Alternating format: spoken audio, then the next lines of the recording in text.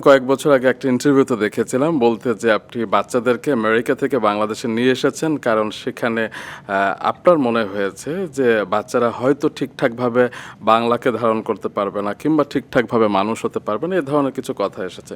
তারপরে কিন্তু পক্ষ বিপক্ষে অনেক ধরনের কথা হয়েছে যে সেটা আপনিও জানেন হয়তো। তো এখন আপনি বলেন যে বাচ্চাদেরকে কেন বাংলাদেশে নিয়ে এসেছেন? আসলে যেটা হয়েছে যে এটা মানে এটা নিয়ে আমি একটু তখন ওই সময় দুঃখও পেয়েছি বলতে পারো, কারণ আমি আসলে যা বলতে চেয়েছি, যদিও আমার দায়িত্ব না সব মানুষকে এরকম ব্যাখ্যা দেয়া, অনেক মানুষ ভুল বুঝেছে, বিশেষ করে যারা প্রবাসে থাকে। একজন ব্লগ করে রান্না করে, ইউকেতে থাকে, উনি বলছিলেন যে আমাদের বাচ্চারা কি বিদেশে মানুষ হচ্ছে না, উনি কি ওনার দেশে মানে বাচ্চাদেরকে মানুষ করার জন্য নিয়ে গেছে। এটা আসলে একদমই একটা ভুল কথা ভাইয়া। সেটা হচ্ছে কি, আমি আমেরিকায় অনেক বাচ্চারা ভালো করছে, ওখানে যারা প্রবাসে থাকছে তাদের বাচ্চাদের জন্য যে বিশেষ করে বাঙালি বাবা মারা যে এফার্টটা দেয় বাচ্চাদের জন্য, এটা আনবিলিভেবল। বাট হয়েছে কি ভাইয়া, আমার যেহেতু সুযোগ ছিল, আমি কিছুটা সময়ের জন্য আমার হাজব্যান্ডকে বলে আমি বাচ্চাদেরকে একটু দেশে নিয়ে এসেছি, একটু আমার দেশের মানে ওদের যে নানা দাদার রুটটা, বাবা মার রুটটা। এখন তুমি যতই বলো ভাইয়া, আমি যদি হাজার ইউএস সিটিজেন হই, আমার রুট তো বাংলাদেশের।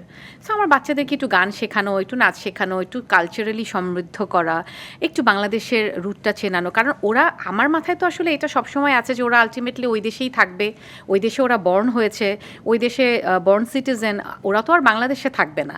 কিন্তু এই যে ফর দ্য টাইম বিং 5-6 বছর 7 বছর যখন ওরা এখানে থাকবে, এই ভেতরে ওদের এই টানটা, এই মায়া মমতাটা দেশের জন্য সারা জীবন থেকে যাবে। সো আমি সেটার জন্যই আসলে ওদেরকে নিয়ে এসেছি, এবং আমি কিন্তু চেষ্টা করছি দুই দেশের ভালো কিছু তাদেরকে ভেতরে দেওয়ার জন্য, যে বাংলাদেশের যা ভালো সেটা যেন তারা নিতে পারে, আর আমেরিকার ভালোটা তো তারা নিবেই ইনশাল্লাহ। কিন্তু মানুষ এটাতে আমাকে ভুল বুঝেছে যে আমি আসলে অনেক ট্রলও করেছে, আমি দেখেছি যে মানুষ বলেছে যে আমি ওই সব বাচ্চাদের বলেছি যে ওরা কি না, ওরাও অনেক ভালো করছে, কিন্তু এটা আমার একেবারেই ব্যক্তিগত পছন্দ, আমার পার্সোনাল চয়েস যে আমি কিছুটা সময় আমার বাচ্চাদেরকে এখানে ও লেভেলটা পর্যন্ত করাবো।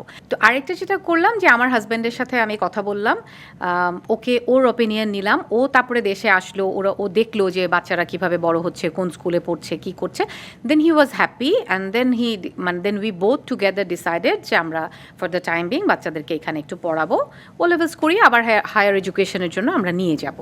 আরেকটা হচ্ছে যে ভাইয়া, ওখানে যেমন বাচ্চারা যেভাবে করে কথা বলে, আমি বলছি না ওটা খারাপ, ওটা ওই দেশের কালচার।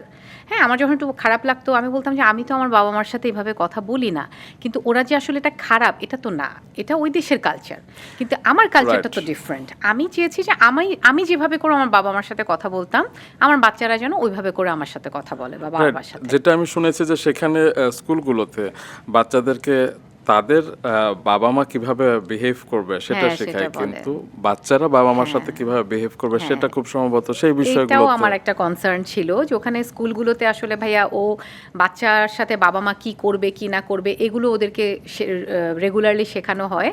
যে তোমার এটা আসলে তোমরা সবাই জানো যে সোশ্যাল ওয়ার্কাররা রীতিমতো বাচ্চাদেরকে কোয়েশ্চেন করে যে বাবা মা মারে কিনা, বাসায় প্যারেন্টস বকে কিনা।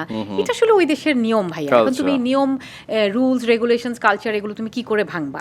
তো ওইটা যে খারাপ আমি সেটা বলছি না, কিন্তু আমার ওটা পছন্দ ছিল না।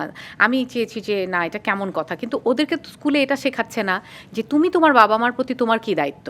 মানে ওকে কিন্তু ওর রাইটসটা শেখানো হচ্ছে যে তোমার বাবা মার তোমার প্রতি এই দায়িত্ব।